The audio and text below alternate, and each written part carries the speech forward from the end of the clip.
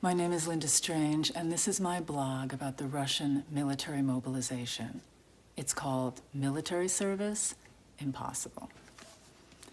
When I taught English in Russia in the late 1990s, my main place of employment was the Tolyatti Pedagogical Institute. But the demand for English teaching in Tolyatti was so great, and the number of native English speakers so meager, that upon my arrival, I was immediately offered jobs by several other educational institutions. Though I didn't need the money and I didn't have much extra time, their eagerness touched me. And charmed by the perseverance of one particular vice principal, I ended up agreeing to teach an English class at his lyceum. "Don't worry about getting to us," the vice principal told me. "We'll send someone for you." That someone was Zhenya. Zhenya was the young Russian man who functioned as the lyceum's driver and general man Friday.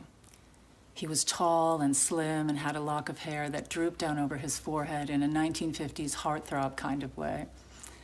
A cigarette usually hung from his lower lip, and in the winter, with his fur hat pushed back on his head and his dark eyes sparkling, he was a sight for sore eyes after 6 straight hours of teaching at the Institute. Zhenya was unlike anyone else I knew in Tolyatti. He had left school after only the basic education and spoke no language other than Russian. He was not a reader, did not care for any music except Russian heavy metal, and he held my highly educated colleagues in contempt. The feeling was mutual. Zhenya was nekulturny. Nekulturny in Russian means not cultured. It means you don't go to the theater or the ballet or the symphony, you don't read literature, and you didn't go to university and get a professional degree. You might have expected educated Russians who had grown up in a state dedicated to the Soviet worker to be a little more respectful, but they weren't. The class divide was a chasm. Zhenya lived in another world. One thing you did in this other world was your military service. Russian men who were kulturny, or who thought they were, generally didn't. University students had been exempt from military service since the end of the Soviet occupation of Afghanistan in 1989. And when my students were finished with their degrees, no one was planning on rushing down to the recruiting office. Even one of my students whose father was a general wasn't planning on serving. He would do, he explained to me, what everyone did: pay a doctor to find something wrong with him. Bone spurs, perhaps? It wasn't a Russian Republic thing. People had done it in Soviet times as well. Why did so few educated Russian men want to serve? Because it was impossible, they explained to me.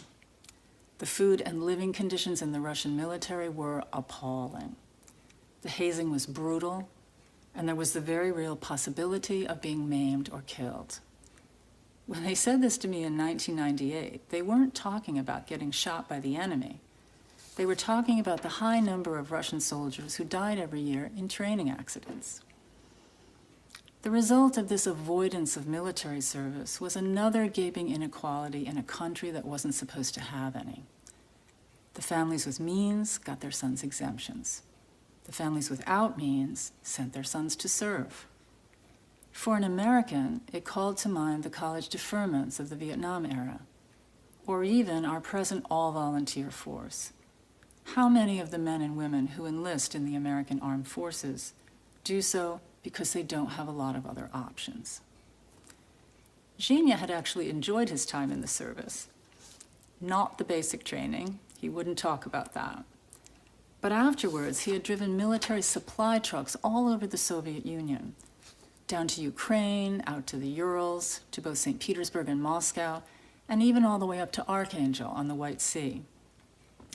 Zhenya had had a freedom of movement during the years he spent in the service that he had not had in his civilian life. He had served in a time of peace and never seen combat.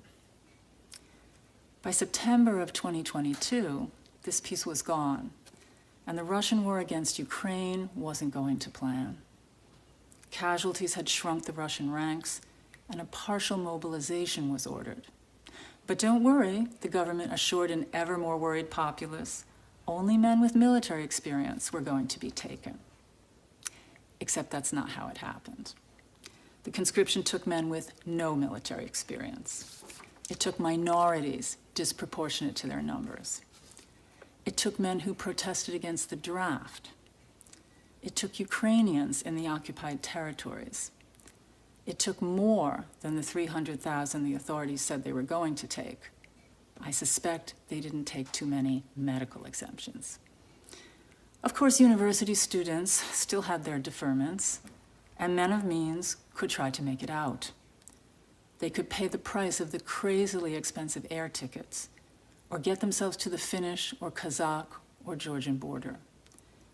Except one by one, these borders closed, and the Russian conscription authorities were there anyway.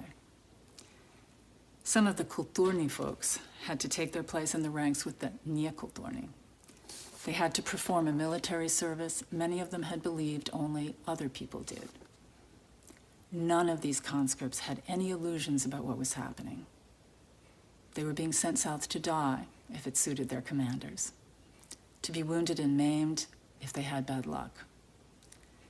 They were being sent south to fight against people who might have been their friends less than a year ago, in places where if things had been different, they might have been planning a vacation or a honeymoon or a tour of the ancient sites of the Russian Orthodox Church.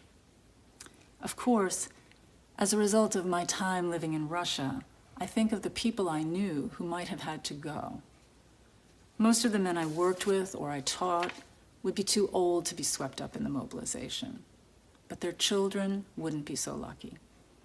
I think about these children. Did their parents scrape the money together to get their sons out of the country? From Tolyatti, the easiest route would have been to drive south to the Kazakh border, 200 miles away. Mostly, of course, I think of the one young man I knew who had done his military service. I think of Zhenya. He had a young daughter when I was there. Did he and his wife have another child? A son, perhaps? Did that son go to university? Or did Zhenya watch his son board a bus bound for the south as the birch leaves on the banks of the Volga turned golden? Did he think back 25 years to when, for him, military service had been an open road and the opportunity to see far-flung places in the Soviet Union? Not the cruel and demented dream of the man in Moscow who wants to bring that country back.